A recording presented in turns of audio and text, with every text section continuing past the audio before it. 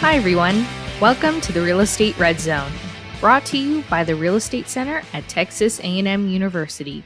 I'm Haley Reeder, Communications Specialist. Today is Wednesday, October 9th, 2019. On this day in 1871, Governor Edmund J. Davis imposed martial law on Freestone County in response to reports of coercion and fraudulent voting in the county seat, Fairfield, during the election of October 3rd through 6th. Martial law was lifted a month later on November 10th. Freestone County was one of 4 Texas counties in which martial law was declared during Reconstruction. The other 3 were Limestone, Hill, and Walker counties. Now on to today's podcast. Texas' 13 U.S. military installations had a total economic output of $101.6 billion in 2017, according to the Texas Comptroller of Public Accounts. Bases directly employed more than 224,000, and another 400,000 were indirectly employed, contributing at least $39.8 billion in disposable personal income for Texas citizens. Factor in veterans and the mobile lifestyle of the typical service member, and the military adds an interesting twist to the state's overall housing market.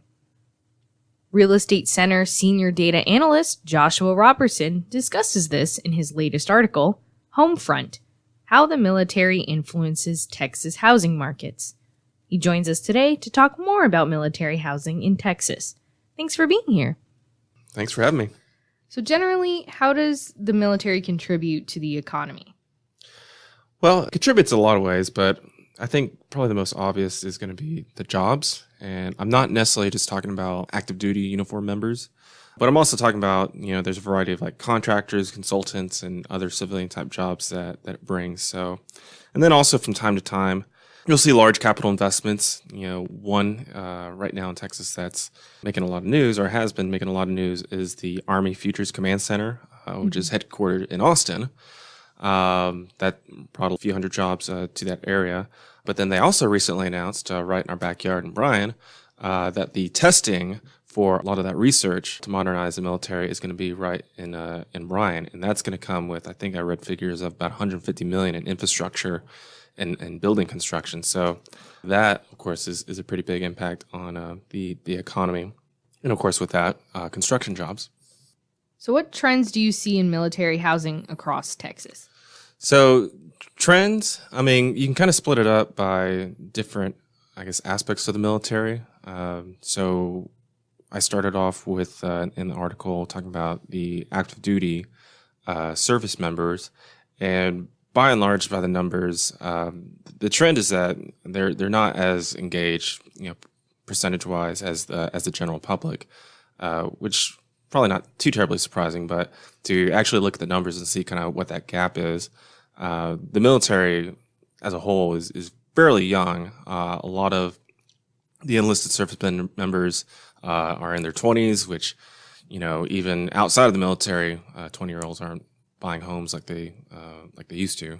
And so to be in the military where, your lifestyle is always changing, there's always a deployment or change of station around the corner, it's just, and it's also just not financially feasible, in most cases.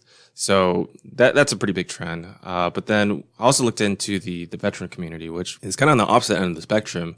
Veterans are considerably, the median age is considerably older, a large part because it ranges all the way from Korean War, Vietnam War, Desert Storm, so on and so on.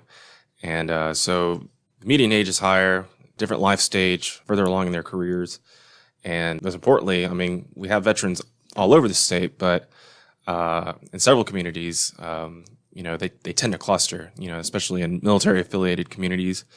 I talked a little bit about the Killeen Temple area, San Antonio, and El Paso, but if you kind of expand it outside the metros, outside of San Antonio and some of the outward surrounding counties, you see a lot of military as well. So they tend to cluster. How are areas with a larger percentage of military personnel affected by changing troop counts? That depends. So there's everything from, you might read an announcement about deployment. I didn't really see a whole lot of change.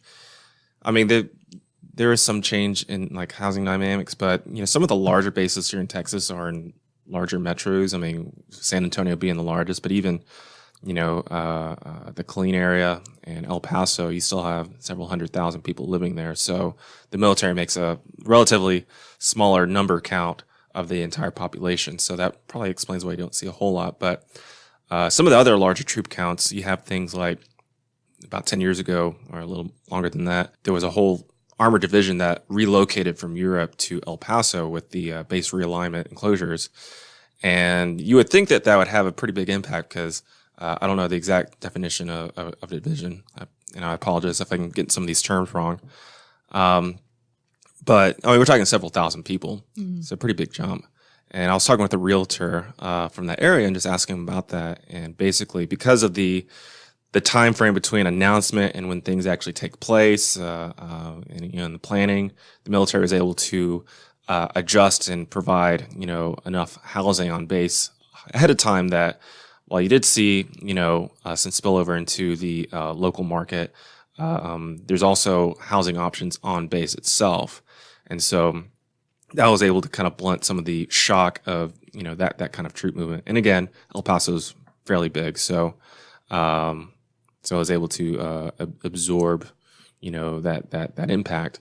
But then you have other situations such as declining troop counts in general just over the decade. I was reading an article out of Fort Hood area where, because of the declining troop counts, Fort Hood actually opened up some of the military, some of the housing on base, on post, to the general public because the occupancy level reached a low enough threshold where they were starting to, feel the impact. So it varies. I mean, again, everything from deployment to base realignment to I think most of the time, there's enough anticipation, but if you dig down like into, I'm looking at like the entire metro. So of course, if you look into, markets like closer to base, maybe zip code or census tract, I mean, that data is a little harder to come across, but of course you'll find a little bit more impact there. But as a metro as a whole, it's not as much as you would think. So what challenges does this sector of housing face? Well, I think just like everyone else, I mean, affordable housing is becoming scarcer and scarcer. Prices are increasing. So just like everyone else, I mean, they're facing that same challenge and just simply finding something if they're looking. And then also, in the next few years, I think 2021 is the next round of base realignment talks. And of course, that's going to have a lot of these military communities, kind of really focusing on what could that mean for them. So that's probably the next biggest potential impact. So, well, thank you for joining me. Yeah. Thanks again, Josh. We posted a link to Homefront, How the Military Influences Texas Housing Markets, on our podcast webpage and in the YouTube description box. And if you're interested in more information about Texas military personnel, we included a link to a Google Drive folder that has other resources you may find helpful. We also linked to Josh's other articles. In the past year, he has written about Texarkana's economy, Waco's housing market, Texas home values and school quality, Amarillo's housing market, Texas luxury home market, Midland's economy, and more.